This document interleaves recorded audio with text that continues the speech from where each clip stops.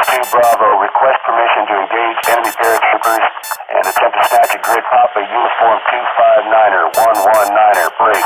Enemy is unaware of our presence at this time, over. Solid copy.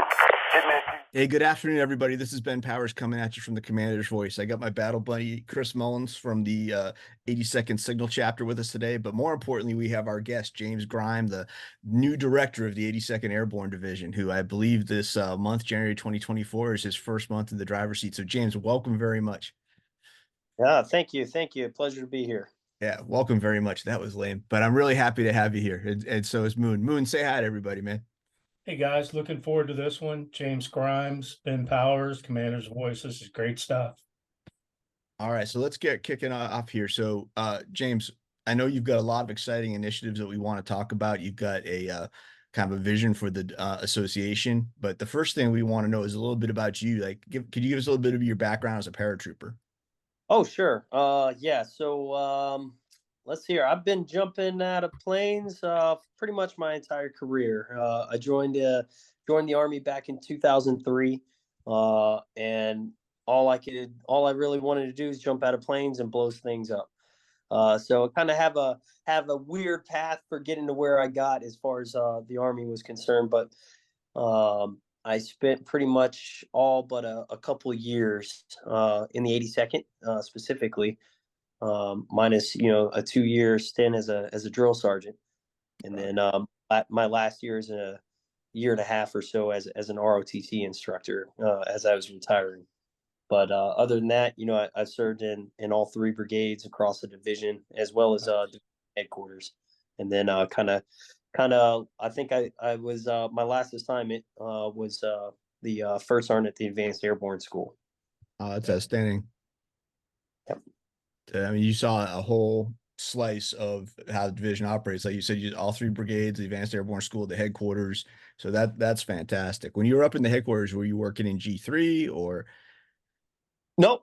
So as far as division headquarters goes, so I actually ran a test armor company that fell under division headquarters, and that was for the we called it was designated Alpha Company 468 Armor.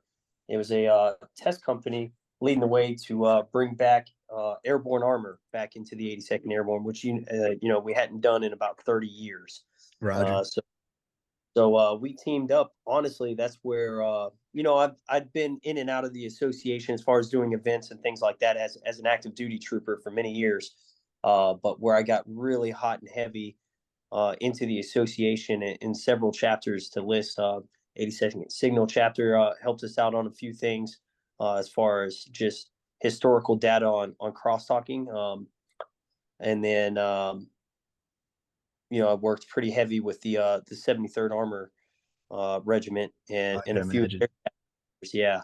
So those guys really helped us out from an active duty perspective, which our test company's mission was to revalidate and write the doctrine for integrating airborne armor with airborne light infantry. That's amazing, because Moon and I will remember when 3rd to 73rd was still on the street. Moon might even remember when 468 was on the street, but it. I don't, but it's interesting how the armor piece of the division has evolved, over the past 30 years. Yep. And to see it not necessarily come full circle, but come back to, air droppable armor is fantastic. Right. Absolutely. Well, I can tell you many training exercises as a light scout, and, sitting out in my OPs and whatnot with my bubbas and thinking, man, if anybody comes in here with a whole bunch of stuff, I don't think my 240 or that 50 cal, a few hundred meters behind me is going to do much good, but it's awfully comforting knowing that the Army has kind of recognized that and bringing that back, and really bringing in some firepower and lethality. Light infantry. Back our airborne. Yeah. So, James, if we could, you've been around division, like you said, all the brigades and division staff. What was it that motivated you to, go after the leadership role in the association, if I may ask? I'm going to be honest. A lot of it was what the association had done for my troops over the years. It started way back when I was just a young specialist, and I was on the division color guard, and I attended, or I had the opportunity to attend um, the annual convention in Harrisburg, Pennsylvania. And I remember doing a ceremony, and this is honestly what solidified it for me, was um, doing a color guard ceremony for the 504th Regiment. And I sat down, and to this day, I cannot remember the man's name.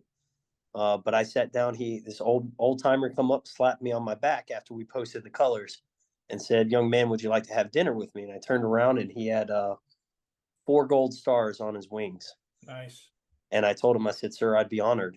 And I sat there and ate dinner with this man as he told me his story of jumping into Normandy and breaking his leg and having a French nurse take care of him. And we shared a great meal, and then after that, we grabbed a couple beers, and it just, to see everything that the association has done over the years, Right. and what that means to even us young buck active duty guys, just going from that, and as I transitioned and got older and longer in the tooth and on the active duty side, and seeing how it all kind of ties back in. And um, to be quite honest, I was just extremely blessed to be in the right place in the right time.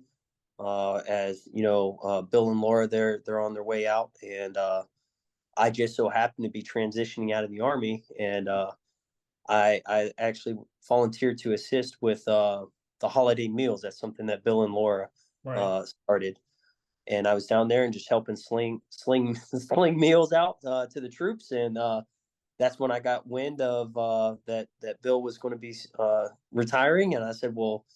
We talked timelines a little bit, and then he said, "Yeah, we're going to post it, submit your resume," and I did, and here we are. Fantastic. No, We're happy to have you. Very much. Yeah. So James, we've talked about your active duty time. We've talked about your motivation to continue serving as you take over this leadership role, and you've addressed kind of with bringing back armor to the division. You've addressed looking to the future with talking to a paratrooper with 4 combat jumps in World War II. We've addressed tradition. So what's your vision for the association preserving tradition while embracing innovation? It sounds like you got a foot in both camps. So I'm really kind of, not to put words in your mouth, but I'm interested to hear what your vision for the association is. No, Ben, honestly, I'm glad you bring that up, and you really hit the nail on the head. And it's one of those things, when I sat down with the board of directors and we were talking about my interview, and they asked me point blank, how do you see the association now, and where do you see the association going? And I think it's those key points that you just brought up. We have to maintain our legacy and honor those that came before us. At the same time, we have to innovate. We absolutely have to innovate, and I think that's something that I can help the association with, and I think we have enough subject matter experts amongst our members that we can accomplish this. And if we don't, and we really, so my goal going forward is to maintain the legacy and maintain all the things that we've done traditionally for years and years, and then we want to grow it, and the reason why I think that's so important is when you look at our membership body and the people that are involved in our events and things like that. To put it in about as blunt terms as I can, times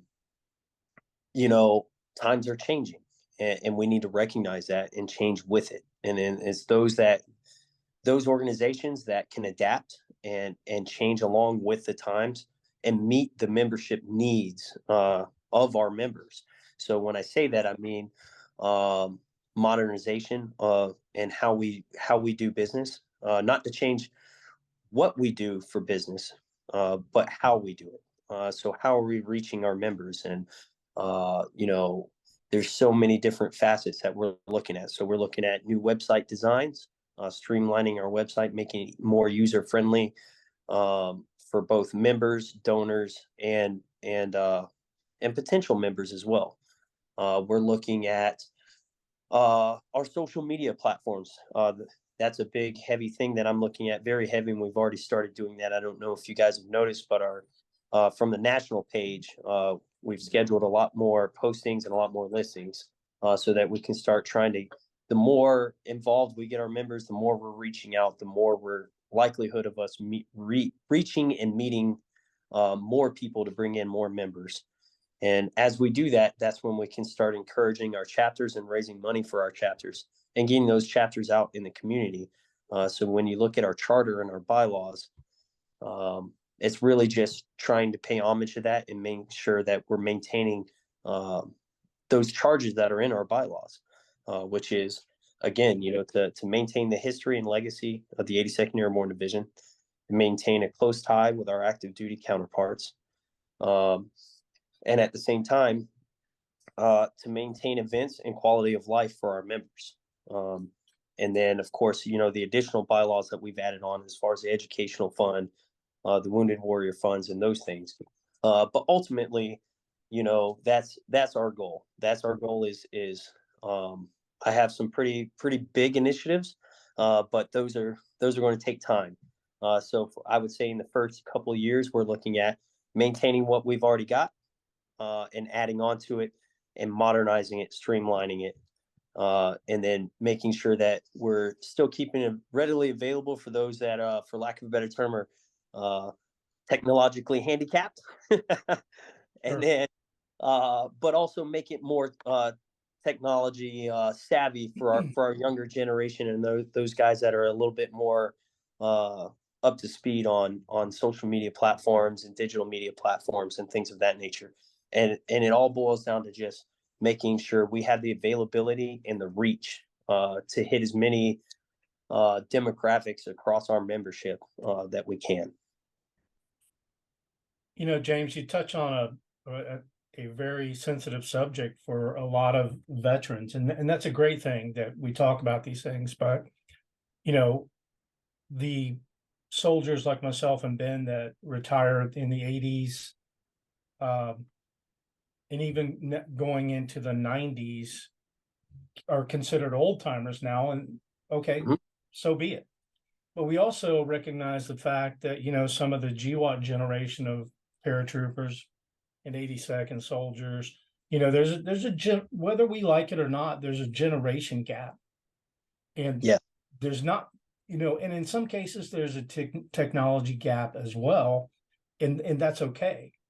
I think the associations and organizations that are at the forefront of technology, not necessarily the bleeding edge, but just in time kind of organizations and technology will do well.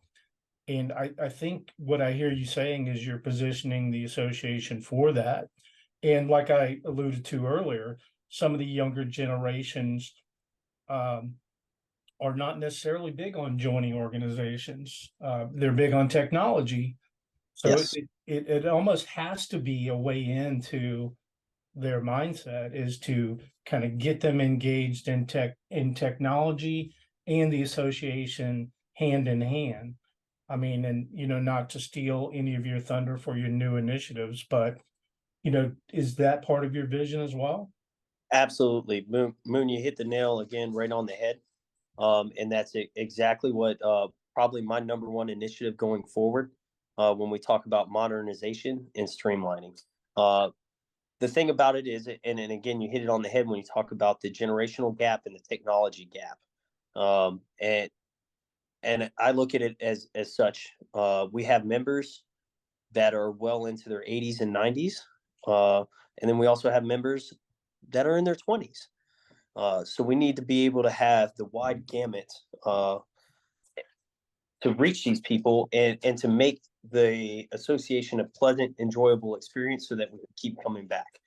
So that's part of it. The other part is a part that you brought up again, and I know I'm going to get a lot of heartburn from it when we start talking about, oh, well, how do we increase membership? How do we increase membership?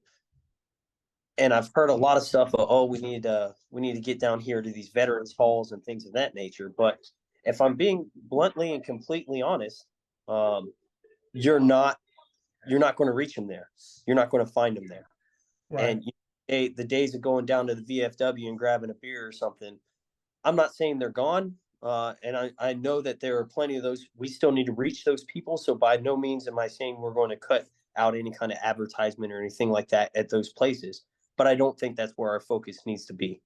Our focus needs to be when you look at the younger generation, how often do you go out to the store, you go out to, some place, and you see these young kids, and what are they doing? They're you They're see fun. this, you see them with a phone, staring right at their face, and they're constantly being inundated with all this advertisement from all over the place.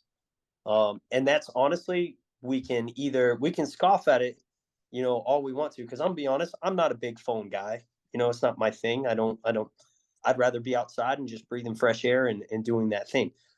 But just because I think that way doesn't mean that everyone else does. And we need to be able to think again how our target audience is. And our target audience is so wide that we've got to cast a wide net in order to bring them all in. Now you made a really, really powerful point just then, James. The gamut that our membership runs, guys who served in World War II and Korea. I realize we've lost the vast majority of our World War II veterans, but they're still out there. But Korean War veterans, guys my grandfather's age. And then we've got guys who've earned their CIB 2 years ago at Abbey Gate in Afghanistan during the evacuation. And how do you generate interest for a 23-year-old kid while at the same time maintaining a program and a level of interest for a 70, 80, 90-year-old veteran? And where I'm going with this next question is I'm expanding on Moon's point with the younger generation, very tech savvy, always on their phone, always exploring different venues. It seems like they're always chasing the next platform. Like, hey, are you on TikTok? Are you on, Facebook now might as well be, a newsletter that was printed on a mimeograph machine for a 20-year-old kid. So is there an idea of maybe, and again, not to put words in your mouth, but to have a social media director who is really trained and understands how to attract a digital audience? Yes. I'm so glad you brought that up. All right. So here's the thing. Everything we want to do, it costs money. And that's the other part. So it's a phased implementation. Do I see a digital media manager in the very near future? Absolutely. Right now, poor Miss Ebony is wearing like 5 different. That's awesome. She is exactly the right person we need right now, as she is very smart on all of those platforms and then some. I'm a very blessed and lucky man to call her my better half. But I think she's going to be able to at least get the ball rolling for us just in our short time that we've been in position already. We've already been able to link our Facebook with our Instagram, with our Twitter, and other platforms. Another part of that too is just keeping a pulse on our younger generation. You asked me, well, how we're going to do that. To be quite frank, I started doing something a couple weeks ago, and it's already starting to generate stuff. So I've got an invitation now. So once a week, I'm heading down to the division headquarters up there, and they do an integration course for all our new troopers coming in.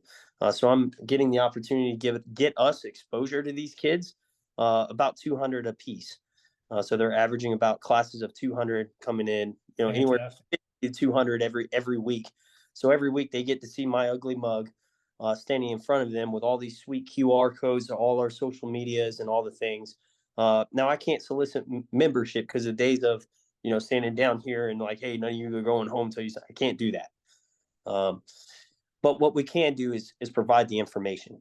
And if I get at least half of those kids to hold their phones up, scan our QR codes, add us on, Facebook, Instagram, like you're saying, yeah, Facebook, kind of the old people social media platform, as my son calls it. My son will even sit there, Dad, that's for the old people. I'm like, all right, well, whatever.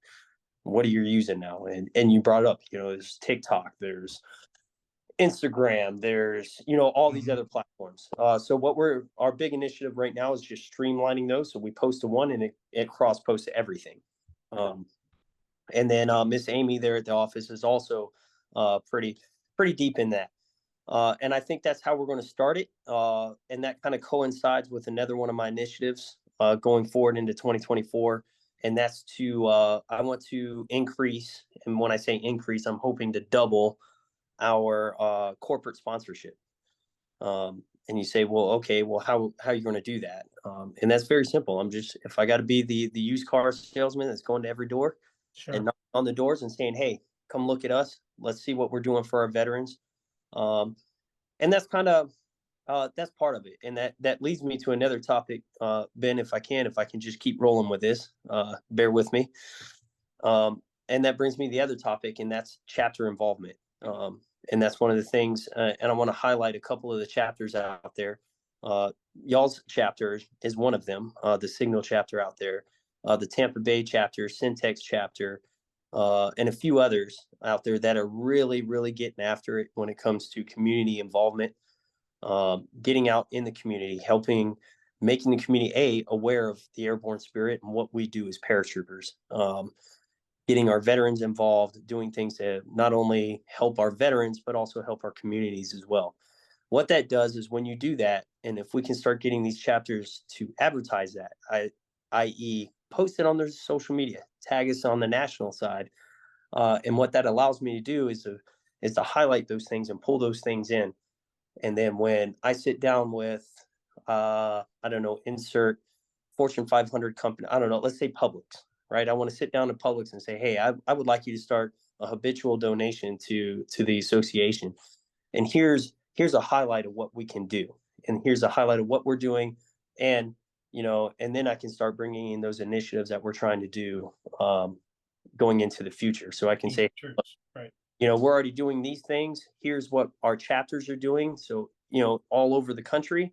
And then additionally, this is the things that we're trying to add into it. So the big thing is, I can't just go up and knock on a door to some company and say, hey, I want you to donate $20,000 to the association.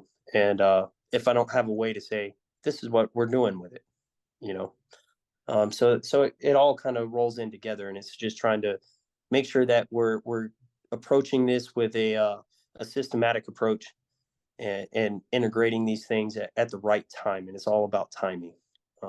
So it's trying to get this all integrated and follow that roadmap so that we can get all of this up and running. Roger that. So we brought up another excellent point that, we kind of war gained what we wanted to talk about, but you've raised a really neat direction that I want to take the conversation in. And I realized that you can't do everything at once. You've got a multi-phase plan that's going to take multiple years. But I remember, let's go back to 1994, and young Ben Powers is on Ardennes Street, and you see the 82nd Association at All-American Week. You might have some guys, you tell your soldiers who are transitioning, hey, there's some scholarships you can apply for, and you might see dudes marching in the Memorial Day or the Veterans Day parade, and that's kind of it. And after 20 years of overseas contingency operations and sending a lot of young men and women downrange, we're transitioning to more focusing on how do we properly support a soldier's transition off active duty to set them up for success? How do we deal with mental health issues? How do we help veterans who might be struggling once they've completed that transition because cost of living is getting out of control, things like that. So as we're dealing with these more serious, and I don't want to say the division wasn't dealing with serious issues and the association wasn't dealing with serious issues 30 years ago, but how do you envision getting the association to be top of mind when you've got a trooper who's transitioned, who is struggling, knowing that help is there if you reach out to the association, rather than just thinking about it as old dudes putting a wreath in front of the division museum and attending a barbecue every May? I'm so glad you brought that up, Ben. Because again, that ties into the big overarching plan. But I can tell you, initially, and these are just some initial things that we're already working and already doing. And I know a lot of chapters are doing it. And again, this is where I'm challenging the other chapters to start posting that, tagging the national in that, pulling us in and letting us be, if nothing else, aware in a way that and letting us know how we can support. But let me digress just a little bit. When we talk about it's all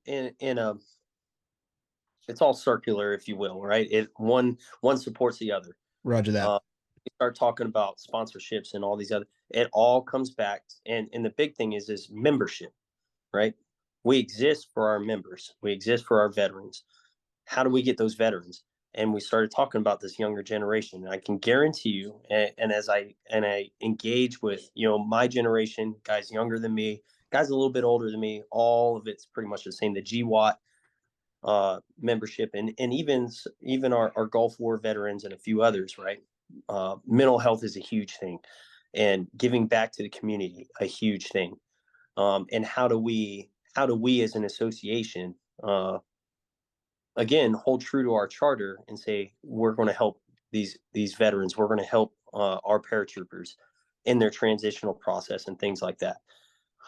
Right now, from a national headquarters, we do not have the bandwidth to do the things that if I was king of the world today and I had an unlimited budget and I had a 40, 50 plus deep support personnel here in the national headquarters, I mean, we'd be firing and rocking and rolling. I'd be sitting here talking to you about a million different projects. But the truth in lending is we just don't have the bandwidth right now to do that. Now, a way around it, and this is my vision going forward, and like I said, these are the things that we're doing now, and that is, why reinvent the wheel when there's already programs and associations out there doing it, and it's called partnership. And that's kind of where I would like to start. We can start it on a national level, and I know a lot of chapters are already doing it. They're partnering with the American Legion, they're partnering with the VFW, but I would challenge you to also look out to other nonprofit organizations that out there. I'm going to highlight just one. Just started initial talks last week. Don't know if we're going to get in time to help support. I think we're going to at least be able to make a donation to them, and it's called Let's Walk It Out 222. It's a local guy here in the Fayetteville area that runs several nonprofits, but this particular one is targeted at reducing veteran suicide. So by doing that, he hosts a 222-mile ruck march from Fort Liberty to Camp Lejeune, all the way back to Fort Liberty for 202 miles. I believe it's across 7 or 10 days, something to that effect. 10 days. And then there's different levels of sponsorship. So we're kind of exploring within the budget what we can afford to do, what we can't afford to do. But this is yet another way where, we can put our name, we can tie our name to this organization that is aimed towards, and then of course they're partnered with several other nonprofits that are out there, again, offering veteran support services, mental health support services, and a few others. I've also reached out to another one. It's Off-Road Outreach, another local company, nonprofit here. And their main focus is helping with veteran homelessness and things of that nature. So when we start looking at our own members, and we do, believe it or not, gentlemen, we do have members that out there without a place to live tonight. And these are all things that we need to be cognizant of. And again, it's not things where we as an association can take on as a whole, but why can't we partner with these other organizations? And, between that partnership, we can create something much bigger and much larger and affect way more of our members. And then we can start highlighting those things and bringing those things in, again, that's where we start being able to take that back to those corporate sponsors and saying, hey, look, we're involved in all these different things. Well, this is what we're doing for our paratroopers. So it's twofold. This is, again, where we start reaching these soldiers as they're coming in and leaving division. We're saying, hey, look, the association isn't about just drinking beer and laying wreaths anymore. Sure. We're here to help you with your mental health. We're here to help you with your transition. We're here to help you find jobs. We're here to help you with a whole conglomerate of things. We still got the educational fund. That's a subject for another time.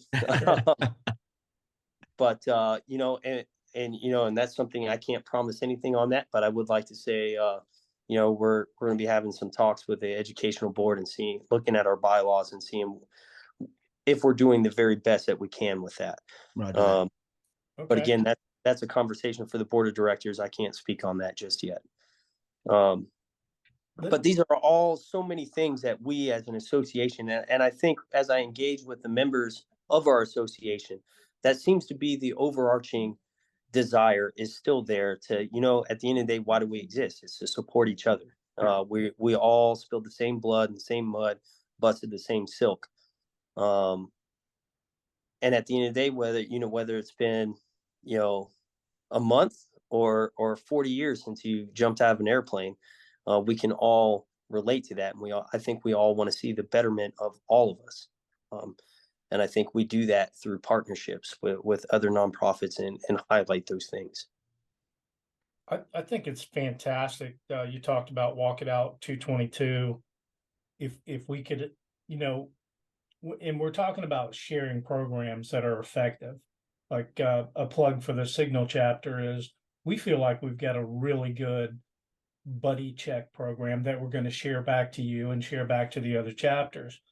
But it would be very cool for the association or even, one of the chapters to have a scaled down version of the Walk It Out 222 for All American Week. And, hopefully you'll let me segue into my last question. And that is, when we talk about a short runway for All American Week, May 2024, I mean, at chapter level, we're already talking about it. So I know at association level, you guys are already talking about, or at least thinking about it, making plans.